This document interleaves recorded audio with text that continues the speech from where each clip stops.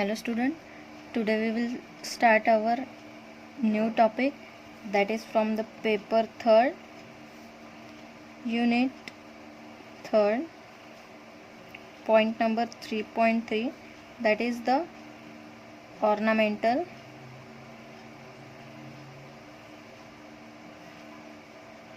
fish culture.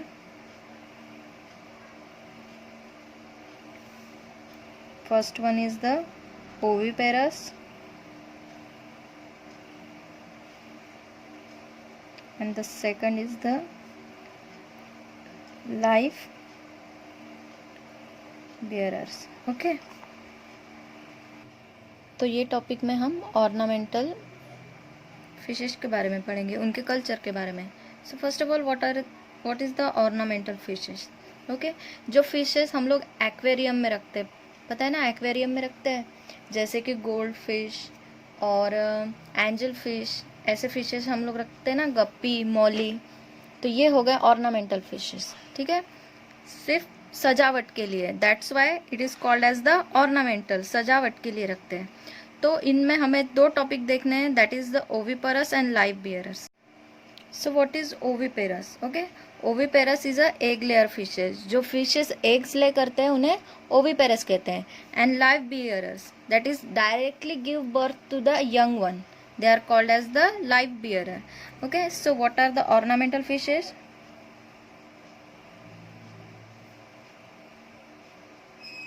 That is the aquarium fishes.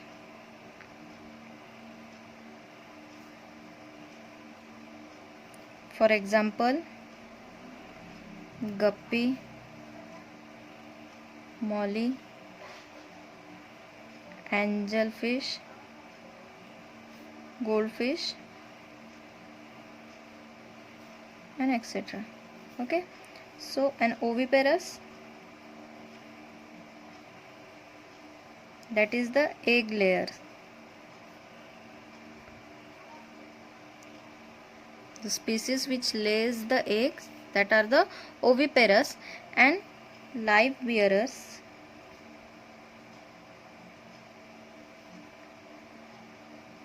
it is also called as the oviviviparous. Okay, it is also called as the oviviviparous, that gives direct birth to young one.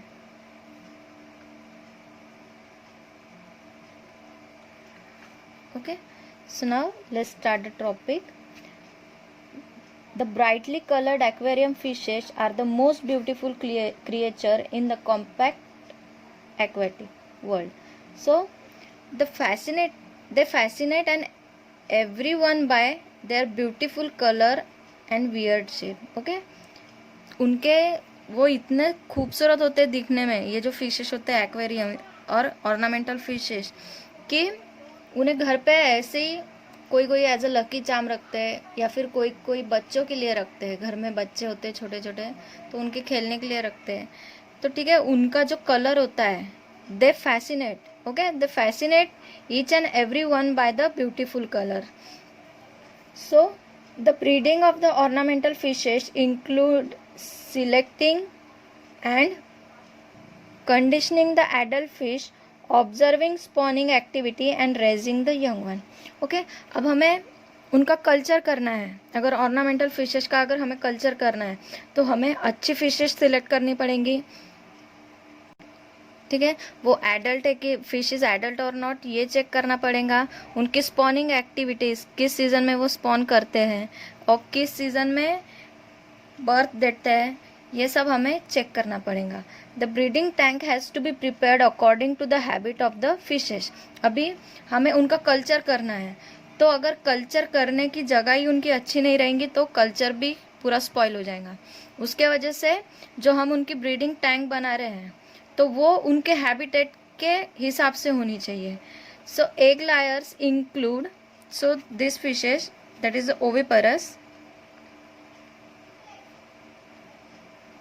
it includes egg scattering,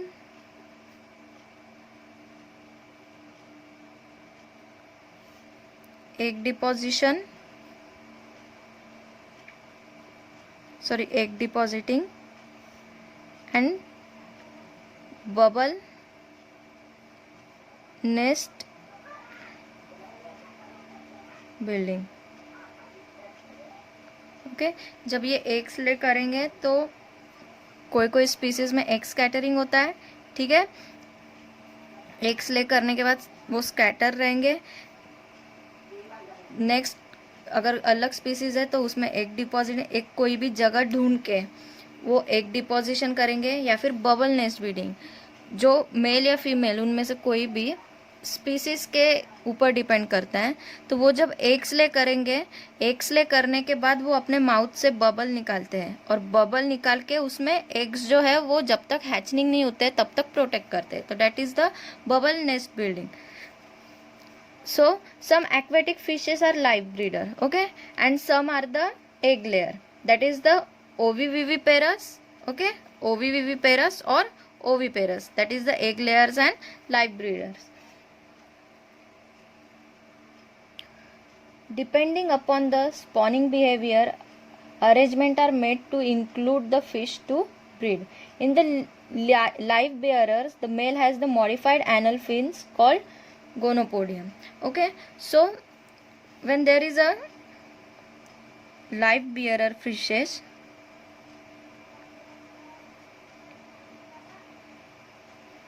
so the male has a modified anal fin called as the gonopodium. Okay, अगर वो live bearer fish है तो उसके जो mail है उसका एडल fin, okay, has a modified anal fin called as the gonopodium. And identification in the egg layer fishes is based on the some morphological difference. Okay, जो एग लेयर फिशेस होती है वो उनका थोड़ा मॉर्फोलॉजिकल डिफरेंस होता है, अगर उन्हें डिफ्रेंशिएट करना है तो. The mature female has some more round belly while the male is slimmer. So अगर हमें एग लेयर्स, एगलिंग फिश को अगर हमें आइडेंटिफाई करना है तो कैसा करेंगे, तो जो मैच्योर्ड फीमेल रहेंगी has a round belly, okay, it has a round belly, और जो मेल रहेगा it has a slimmer, so more colorful and has a more pronounced finnage. okay, so ये जो मेल रहेगा it is more colorful than the male. okay, it is more colorful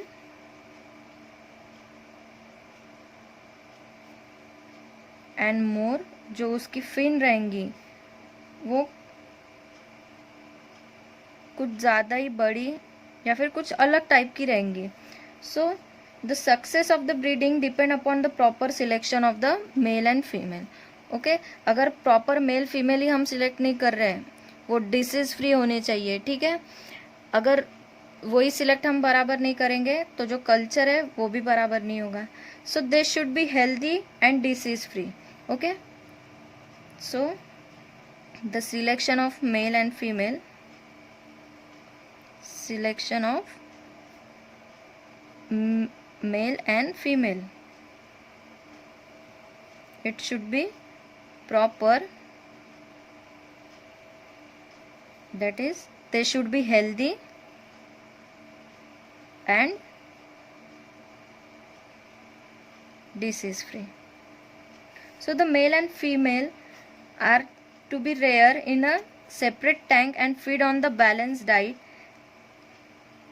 a combination of the live and a good quality dried feed. okay, so male and female जब उनकी rearing अगर करनी है तो एक सेपरेट टैंक में करेंगे, separate tank में करेंगे और बाद में उनको जो फीड देंगे, ठीक है, तो दे should be balance diet, it should be balance diet that is the combination of the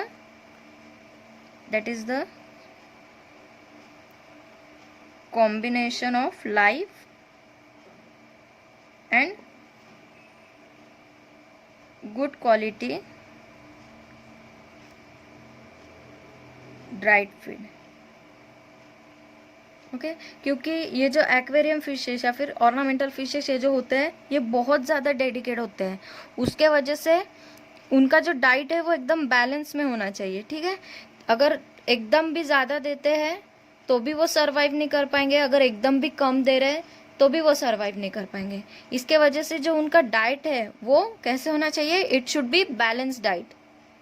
so last but not the least, it is the good water quality. Okay, जो वाटर हम यूज़ कर रहे हैं उसकी क्वालिटी, क्योंकि aquarium में बहुत ज़्यादातर देखा जाता है कि नहीं हो पाता.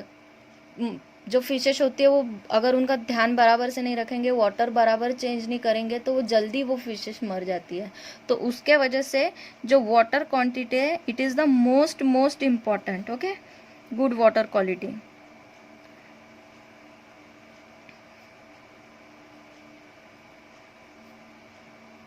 It is most important, okay, for the proper growth and development of the fishes. So we will see our first topic, that is the oviparous. Okay, oviparous fishes. So first one is, here is the breeding of the goldfish.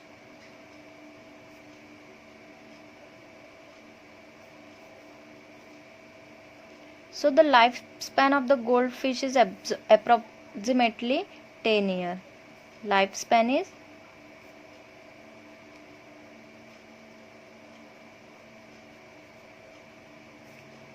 10 years. The male and the female goldfish mature in the first and the second year. So they will mature first and the second year of.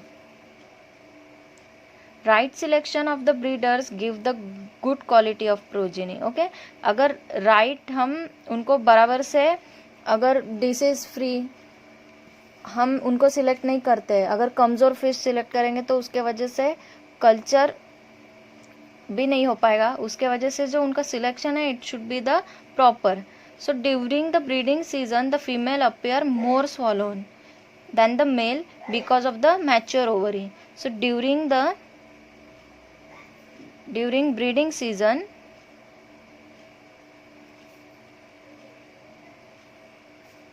the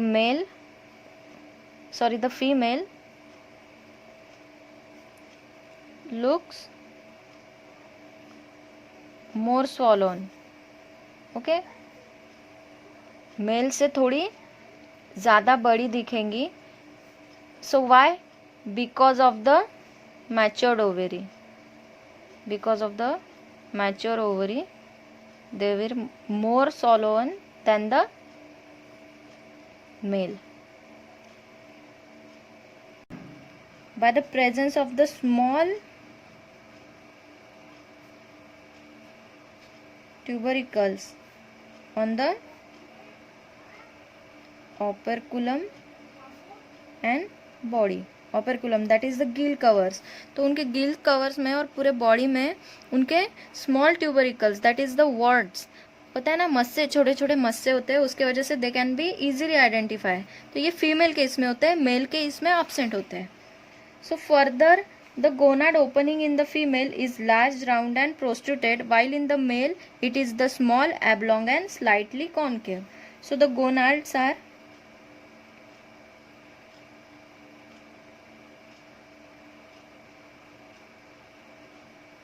gonads of female. It is a large,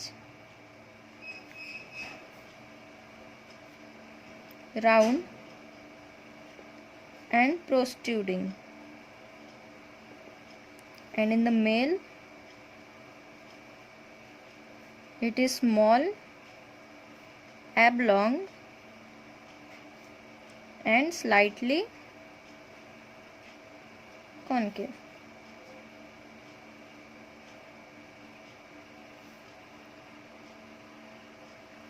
So by this character, the male and female can be distinguished. So after the selection of breeder, the sexes are kept in the separate tank. So जब हम उनको collect करते हैं तो दोनों को भी पहले सेपरेट टैंक में रखते हैं.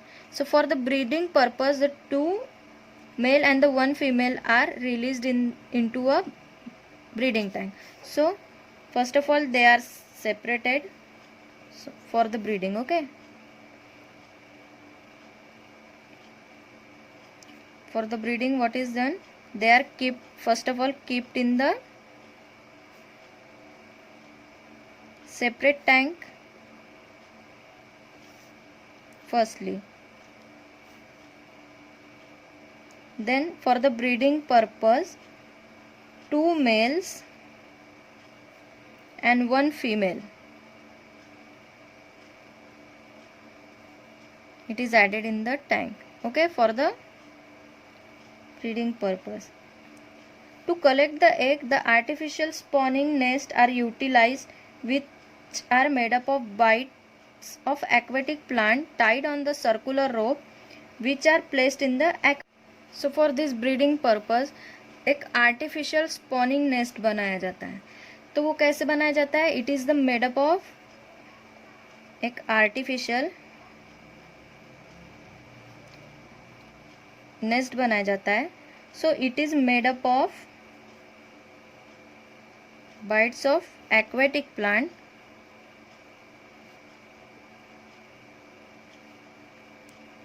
tied on a circular rope. Okay, एक सर्कुलर रोप पे एक्वेटिक प्लांट के छोटे छोटे टुकड़े जो होते हैं उनको अरेंज करके टैंक में रख दिया जाता है. ठीक है, for what? For deposition of the eggs. So during mating the male chases the female and the eggs laid by the female are fertilized by the milt of the male. So how the mating is done? First of all, male क्या करता है? Mails जो होते हैं वो female को chess करते हैं. ठीक है,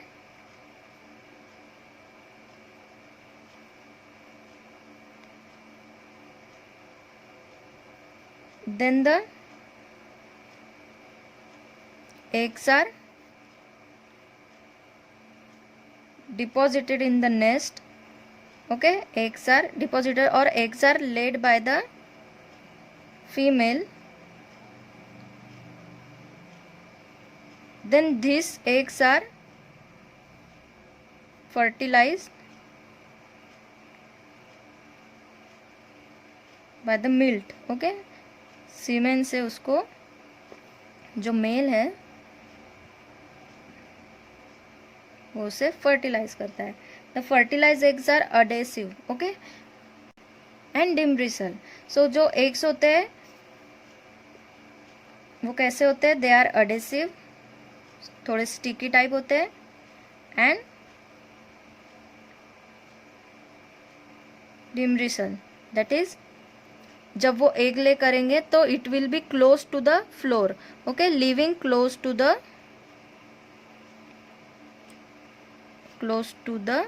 फ्लोर. जब एग्स ले करेंगे तो वो टैंक के ऊपर नहीं आएंगे, वाटर के ऊपर नहीं आएंगे. वो कहाँ डिपॉजिट होंगे? At the bottom of the tank, that is on the floor of the tank. They stick at the spawning nest. Okay, जो हमने आर्टिफिशियल प्लांट का जो नेस्ट बनाया है, ठीक है, आर्टिफिशियल नेस्ट बनाया है प्लांट से, तो उसमें वो क्या होते हैं? एग्स डिपॉजिट होते हैं. फिर एक बार जब ये अटैच हो जाते हैं, ठीक है, एग्स एक बार अगर आर्टिफिशियल नेस्ट को अटैच हो गए, फिर हम उन्हें ट्रांसफ़र कर सकते हैं carefully in the hatcheries. So the hatcheries of the eggs takes place in a the hatching of the eggs takes place in a period of 3 days. So when hatching is done,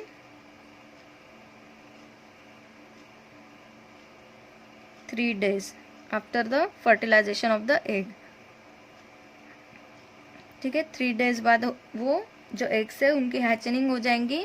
the larvae initially subsist on the available yolk and after 2 days they are feed in the meshed particles of the boiled egg yolk. Sieves through the muslin cloth, zooplanktons or nuphilus. Okay, so the goldfish are tolerance over a wide range of temperature of about 0 degrees Celsius to 35 degrees Celsius. So after hatching they will started feeding on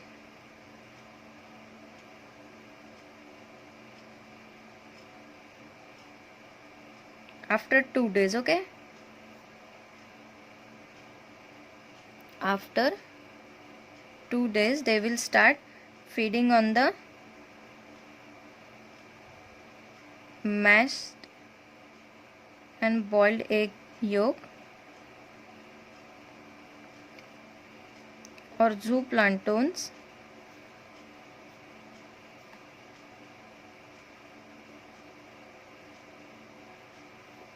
और on the न्यूफिलस. जो छोटे छोटे लार्वे होते हैं उनके ऊपर वो feed करना चालू कर देंगे. सो उन जो गोल्ड फिश का जो टॉलरेंस टेम्परेचर है it is from about 0 degree Celsius to 35 degree Celsius. So हम नेक्स्ट हमारा अगले वीडियो में कंटिन्यू करेंगे. एक बार रिवाइज कर लेते हैं कि आज के वीडियो में हमने क्या क्या देखे. So in today's video we have discussed about the ornamental fishes. Ornamental fishes में 2 पार्ट्स है, that is the oviparous and live bearers. Okay, so what is oviparous? Oviparous are the egg layers. Okay, वो eggs lay करते हैं fishes, उनको oviparous बोलते हैं. And live bearers they gives the directly birth to the young one. ठीक है, वो eggs ने डायरेक्टली बर्थ दे देते हैं. So the oviparous it has 3 types, that is the egg scattering, eggs depositing and the bubble nest building. ठीक है, then जो लाइव बियरर होता है उसमें the male has a modified anal fin called as the gonopodium. So हमें egg laying fish को अगर identify करना है तो कैसे करेंगे? जो फीमेल रहेंगी उसकी बेली जो रहेंगी वो राउंड रहेंगी, और जो मेल रहेगा उसकी जो बेली रहेंगी that will be a slimmer and more colourful. ठीक है, वो ज़्यादा कलरफुल रहेंगी और उसके फिन रहेंगे वो ज़्यादा अट्रैक्टिव रहेंगे. तो अगर हमें प्रॉपर ब्रीडिंग के लिए अगर मेल और फीमेल सिलेक्ट करना है तो दे should be healthy and disease free. और उनका जो बैलेंस डाइट रहेगा, जो हम उनको फीड देने वाले हैं तो उनका कैसे रहेगा diet? It should be balance and combination of the live and the good quality of dry feeds. Then the water quality should is the most important. जो हम वाटर उनको जहाँ पे उनका ब्रीडिंग होने वाला है उसकी quality it should be a good quality of water. Then oviparous fishes के बारे में देखा, इसमें हमने ब्रीडिंग देखे गोल्ड फिश की. So it has a 10 year of life span और वो मैच्योर 1 से 2 साल में हो जाती है. ठीक है, मैच्योर होने के बाद जो फीमेल है वो ज़्यादा बड़ी होती है मेल से. क्यों? Because of the mature ovary, उसके वजह से जो फीमेल का साइज होता है वो ज़्यादा होता है. Then the female has a, अगर फीमेल और मेल को अगर हमें आइडेंटिफाई करना है गोल्ड फिश को तो कैसे आइडेंटिफाई करेंगे? उनके ओपरकुलम और पूरे बॉडी पे स्मॉल ट्यूबरिकल्स रहेंगे, छोटे छोटे दाने रहेंगे और मेल के इसमें अपसेंट रहेंगे. देन एक आइडेंटिफिकेशन कैरेक्टर है कि the female has a large gonad round and protruding and the male has a small oblong and slightly concave. ठीक है, so for the breeding purpose अगर उन्हें ब्रीडिंग करना है तो पहले हमने क्या किया? एक मैच्योर्ड मेल और फीमेल सिलेक्ट किए पहले हमने तो गोल्ड फिश, फिर उनको हमने सेपरेट टैंक में रखा. सेपरेट टैंक में रखने के बाद जब उनका ब्रीडिंग टाइम आया तो हमने एक टैंक में 2 मेल और 1 फीमेल इंसर्ट की. उसके बाद उनके लिए एक आर्टिफिशियल नेस्ट बनाया. तो किसका बनाया? जो छोटे छोटे एक्वेटिक प्लांट होते हैं उनको एक रोप पे टाई किया. उससे क्या हो गया? एक आर्टिफिशियल नेस्ट बन गया. तो आफ्टर द ब्रीडिंग फीमेल ने क्या किए? फॉर द ब्रीडिंग पर्पस उसने एग्स डिपॉजिट किए. कहाँ पे? आर्टिफिशियल नेस्ट में. एग डिपॉजिट करने के बाद मेल ने क्या किया? उसे फर्टिलाइज किया. देन जब एग फर्टिलाइज हो जाएंगे तो दे विल बी अडेसिव. ठीक है, एडेसिव रहेंगे और वो live closely to the floor, ऊपर फ्लोट नहीं करेंगे, नीचे नीचे फ्लोर पे रहेंगे टैंक। फिर उनकी हैचनिंग कब तक, 3 दिन तक उनकी एग्स की हैचनिंग हो जाएंगी। हैचनिंग होने के 2 दिन बाद वो फीड करना चालू करेंगे। तो हम उन्हें क्या क्या दे सकते हैं खाने के लिए, बॉइल्ड एग दे सकते हैं, जूप्लांटन एंड न्यूफेलस। और जो temperature tolerance of the goldfish is about 0 degree Celsius to 35 degree Celsius. हम हमारा नेक्स्ट अगले वीडियो में कंटिन्यू करेंगे। Thank you.